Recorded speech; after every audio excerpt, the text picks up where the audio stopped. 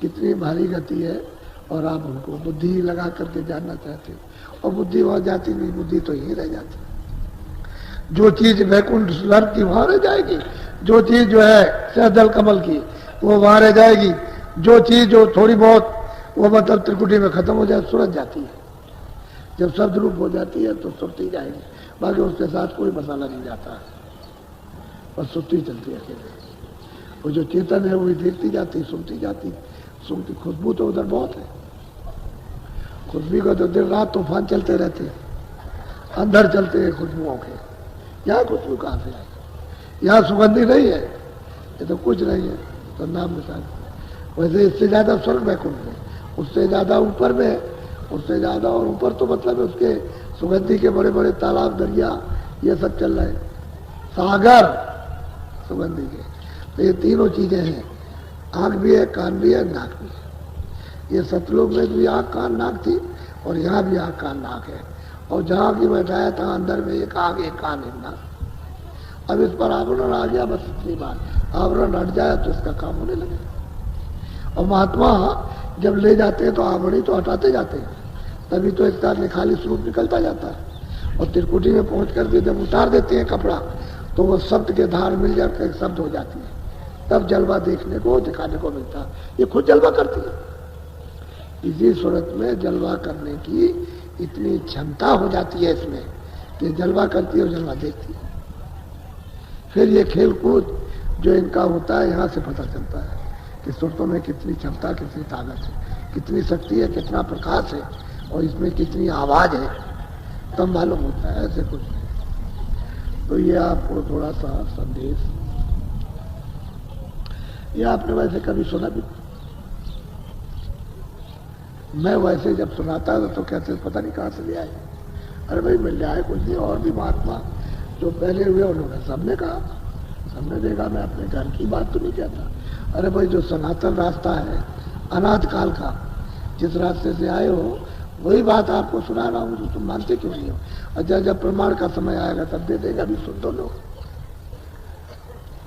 तो मतलब ये जीव बेचारे भागते थे उस समय, ऐसी भगदड़ मचती हुई कि नहीं हम उनकी आंखों की तरफ नहीं देखेंगे, उनकी आंखों में जादू है, और जो देख लेते हैं तो उनका हो जाता है। ऐसा प्रचार हुआ तो लोगों ने आना बंद कर दिया, बड़े जोर शोर के साथ। किसी ने कुछ कहा, किसी ने कुछ कहा।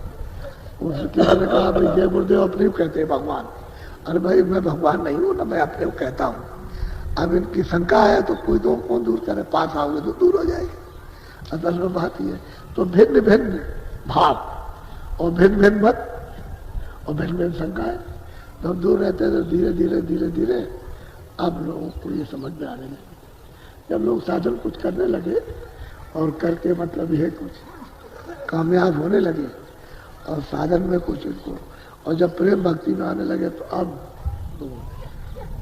अब लोगों ने समझना सुनना शुरू किया। तो धीरे धीरे भाई सभी महात्माओं ने ऐसे मेहनत की, हम भी मेहनत कर रहे हैं क्योंकि शरीर है मेहनत करने के लिए।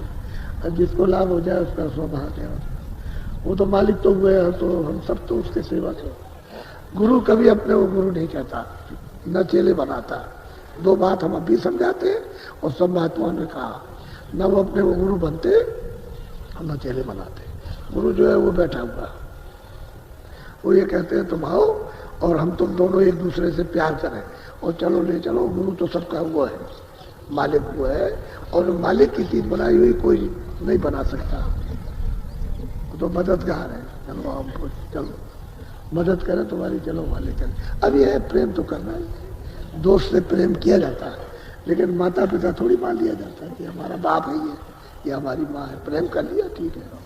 तो इस तरह से महापुरुषों से प्रेम कर, लेकिन मानना पड़ेगा पक्का दोस्त है, पक्का साथी मानना पड़ेगा, क्योंकि वही ले जाएगा, दूसरा तो कोई ले नहीं जाएगा। और वो मालिक आएगा नहीं, उसने तो भेजा है कि जाओ उनको जगा करके, चिता करके, समझा के, बुझा के, उनकी सफाई करके और उनसे प्रेम प्यार करा करके ले आओ। तो वो आते हैं, मेहनत करते हैं।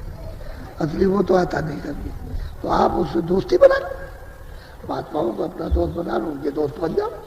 लेकिन वो अपनी तरफ से नहीं कि मैं गुरु हूं और तुम मेरे आपका भाव तो ठीक है, उनका भाव ठीक नहीं है। वो गुरु नहीं बनते, नजीले बनाते। वो तो सब जीवात्मा सब मालिक ही है, इनको कोई गुरु चेला नहीं बना सकता। आप मदद करो, वो मदद करते हैं। अब आप अपने भाव से रखते हो, वो तो अलग चीज है, आपकी श्रद्धा तो अलग है, लेकिन उनकी श्रद्धा ये है कि जो कुछ है सो मालिक है, चलो वहां चले। जब वहां पहुंच जाते हैं तो गुरु गोविंद दोनों खड़े, जो यहाँ बताने वाला वो भी वहां और वो मालिक भी वहां और वो भी वहां, कहेंगे भाई ये है ये। तो कहते हैं भाई किसके पैर लगूं भाई, इन्होंने तो बताया मृतलोक में, नहीं हमको कौन बताता, आपके पास तो इन्होंने मिलाया, तो हम इनको पहले बताना।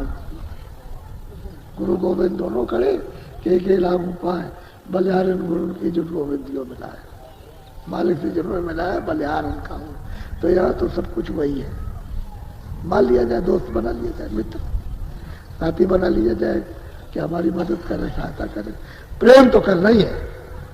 अरे भाई चोर चोर प्रेम करता है, डकैत डकैत प्रेम करता है, आप महात्मा तो नहीं कर सकते, प्रेम नहीं कर सकते, दोस्ती नहीं कर सकते। तो दोस्ती करो, इतने में तो काम बनता है। अब तुम उनसे लड़ाई झगड़ा करोगे और मुख मोड़े रहोगे तो फिर क्या मिलेगा उनसे? माल तो सब उनके पास रखा हुआ, वो तो देने के लिए आए, वो देना चाहते, वह है आपका माल, लेकिन आपको लेने नहीं आता। बोलो जय गुरुदेव। देखो 3 कार्यक्रम होते हैं। एक तो भंडारा, गुरु महाराज ने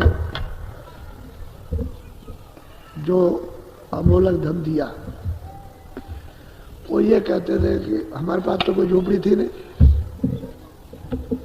तो लोग ये कहते थे कि झोपड़ी कहाँ से बनाएंगे, कोई झोपड़ी नहीं थी। गुरु महाराज तो गृहस्थाश्रम में थे, तो कोई झोपड़ी नहीं थी। तो लोगों ने पूछा भाई इनकी कोई झोपड़ी वोपड़ी? कहने लगा कि अगर झोपड़ी तुमको बनाना है तो मथुरा में रखना।